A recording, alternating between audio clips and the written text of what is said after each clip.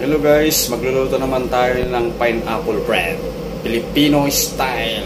Ito mga sangka: all-purpose flour, baking powder, salt, milk powder, sugar, tubig, at mantika. Ito naman yung sa palaman: cornstarch, sugar, tubig, pineapple juice, at yellow food coloring. So, umpisahan na natin ang preparation. Sama-samahin na natin ang mga sangkap: asin, sugar, baking powder, milk powder. Mix lang natin. Lagay lang tayo ng butas sa gitna. Lagay ng mantika. Lagay na rin ng tubig. Ayan, masahin lang natin to ng 1 minute. Pagkamasa, hatiin lang natin to sa dalawa. Lipat lang natin sa lagayan. Magdas tayo ng flour.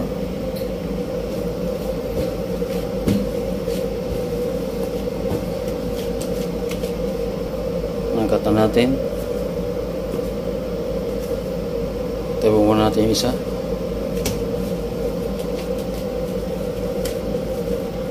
Gamitin ng rolling pin para ma-flatten natin to.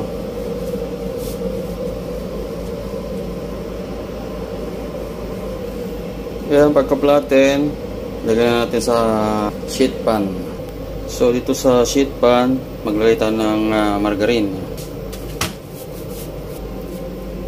Ayan, margarine. Spread natin dito. Maglagay ng margarine, maglagay tayo ng flour ng konti. Kalat lang natin. Yan. Ang purpose nito para hindi dumikit, para madali lang matanggal pag naluto. So ililipat na natin yung dough. Ayan, pagkalipat, gamit lang tayo ng rolling pin para maputok yung sa gilid-gilid.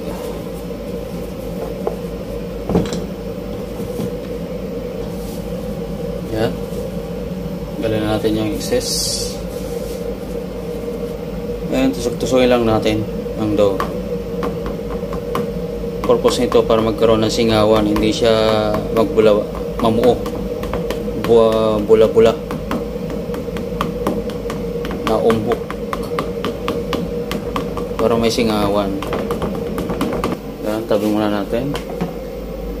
Yung isa naman ang ipa-flatten natin. Ayan, pagka-flatten, tipin muna natin at itabi. Ayan, tabi muna natin. At lutuin muna natin yung palaman. Isang kaldero, ilagay din tubig, asukal, at pineapple juice.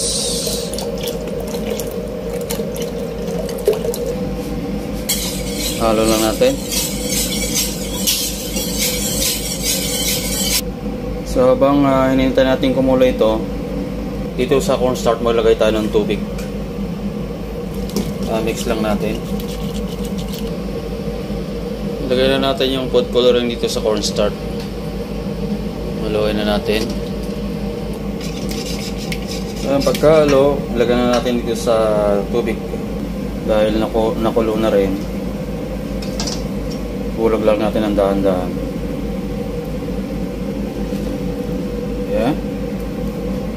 Nasalo. So ganito yung consistency ang gusto nating ma-achieve. Ayan. So ayan, lipat na natin. Ayan, ihulog na natin dito. Ayan, pagkalagay, tatakpan naman natin ng dough na tinabi natin kanina. Gaya ng dati, kakat lang natin sa dulo. Rolling pin lang gamit. Iwalay na natin. Isisid lang natin sa gilid.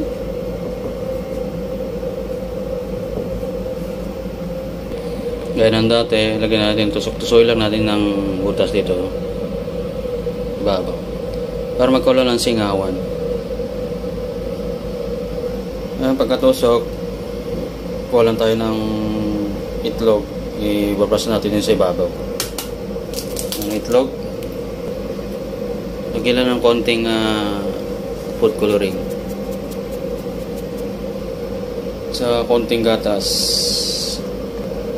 and mix.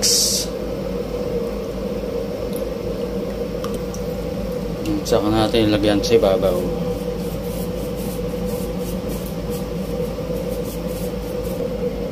Ang pagkalagay, lagyan natin sa oven 150 degrees. 30 minutes lang to, okay na.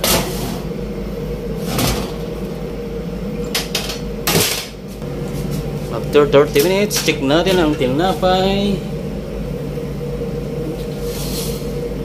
Ayan, luto na.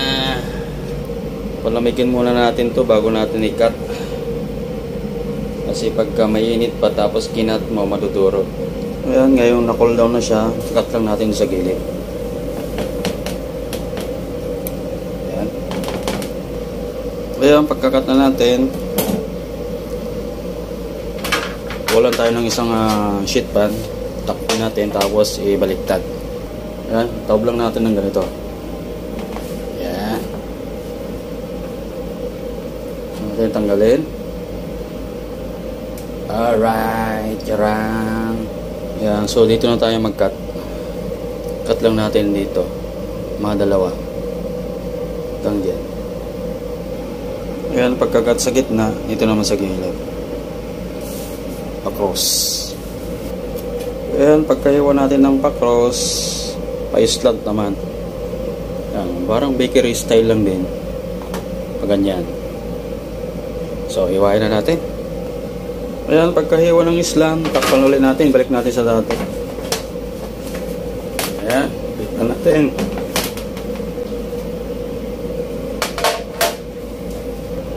So, ayan, hindi mawala ng pre-taste. Pre-taste tayo isa.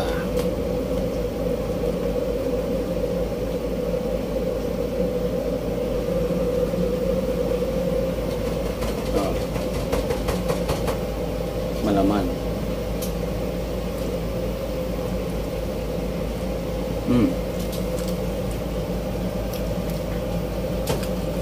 Malambot yung bread. Tamang-tama lang yung tamis.